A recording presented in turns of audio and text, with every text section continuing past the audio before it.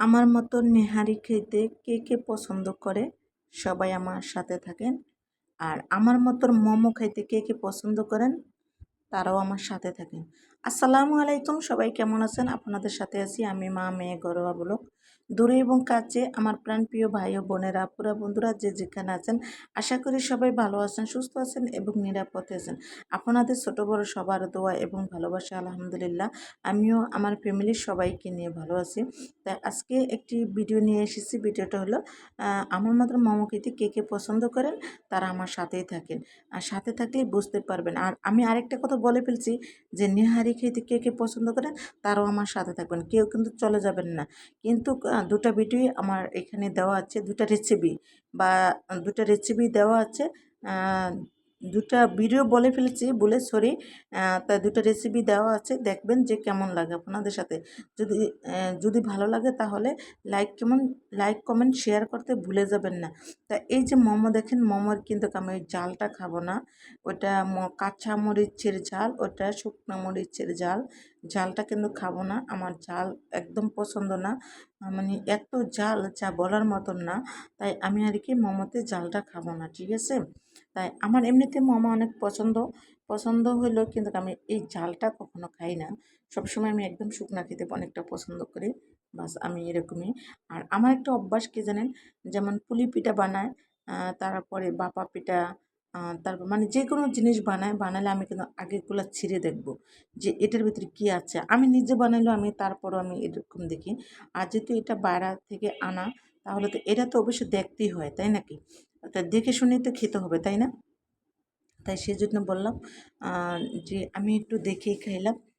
তো দেখতেই পাচ্ছেন মোমোটা একদম হাতে টেনে ছিঁড়ে দেখে খাইলাম যে এটার ভিতরে কিসের মাংস আছে। তারপরে বলা যায় না যে আসলে এটা মানে কী আছে না আছে, এটা বলাই যায় না।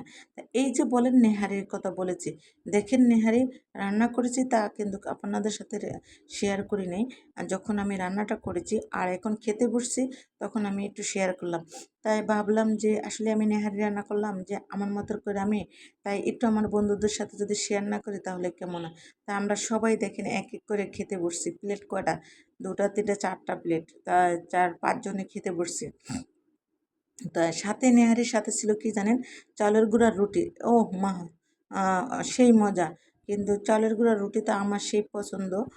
তাই পছন্দ, তারপরে আমার বোনের বললাম যে তো তুই যাবি গা, তাহলে তো নেহারিটা রান্না করি আর আহ, উম, চালের গুঁড়ার রুটি বানা। আর আমার মেয়ে দেখতেছেন কি দিয়ে খাইতেছে। কারা কারা আবার গরুর মাথার চামড়াটা আছে না, যে এই চামড়াটা কে কে পছন্দ করেন তাও কিন্তু কমেন্টের মাধ্যমে জানাবেন। এই যে দেখেন বুটের ডাল দিয়ে রান্না হয়েছে, হয়তো এক হাতে খাইতেছে আর এক হাতে ক্যামেরা ধরছে, তো তাই সেজন্য দেখা যাচ্ছে ক্যামেরাটা ভালো করে জুম করতে পারে না। তাই মানে মানে ভালো করে ক্যামেরাটা ধরতে পারে না, ক্যামেরা বলতে মোবাইলটা ধরতে পারে না। তাই সেজন্য ভিডিওটা মনে হইতেছে কাঁপে কাঁপে, এরকম একটা ভাব মনে হইতেছে। তাই এই যে দেখেন সবাই এখন এক এক করে খাইতে আছে। এখন আমার বোনও বলে যে আমি খামো না রে, আমার ভালো লাগে না, মানে এগুলা রান্না করতে করতে একদম মানে খেতে আর মন চায় না। মানে বলতেছে পেট ভরে গেছে, খেতে আর ভালো লাগে না। তাই আমি তো একদারে বসে খাইতেছি। কারণ হলো কি জানেন কেন খাইতেছি? আমার রুটি আর নেহারি, বাট রুটি আর গরুর মাংস তো সেই পছন্দ। তা আমি কেন খাবো না? তা আমি রুটি দিয়ে আর নেহারি দিয়ে আমি খাইতেছি। আমি কিন্তু আর মাথার চামড়াটা নেই বলতে, গরুর মাথার যে একটা চামড়া, এটা কে কী বাসায় বলেন জানি না। তা এই চামড়াটা আমার বোনে এত সুন্দর করে পরিষ্কার করে নেয়, এটা দেখলে অবাক হয়ে যাবেন কিভাবে এত সুন্দর করে পরিষ্কার করে। আর ওই যে বাটিতে ভালো করে দেখা যায় না, এটা আমি বুটো ডাল দিয়ে রান্না করেছি। আমি রান্না করিনি, অবশ্য আমার বোনে রান্না করেছিল আমার বাসায়। কিন্তু আমি তো তখন অসুস্থ ছিলাম, তাই সেজন্য আমি রান্না করতে পারিনি। আর দেখেন নেহারিটা রান্না এত মানে টেস্ট হয়েছিল, আর এত সফট এত নরম। দেখেন আমার মেয়ে এখন খাইতে চায় না। মানে একটু খাইয়ে বলতেছে আমার কাছে আর ভালো লাগে না। দুই বইনে দেখেন কীভাবে কামড়াকামড়ি করতেছে। খালাতো বোন দুই বইনে, মানে কেউই খাইব না। এটা ওজন কতটুকু এটা দেখাইতেছে, কয় এত বড় এটা খাইলে তাহলে কি আমি বাঁচমু না মরমু? তাই আরও রাত্রের বেলার খানা, তাহলে আমি এটা খামো না, এটা রেখে দেন।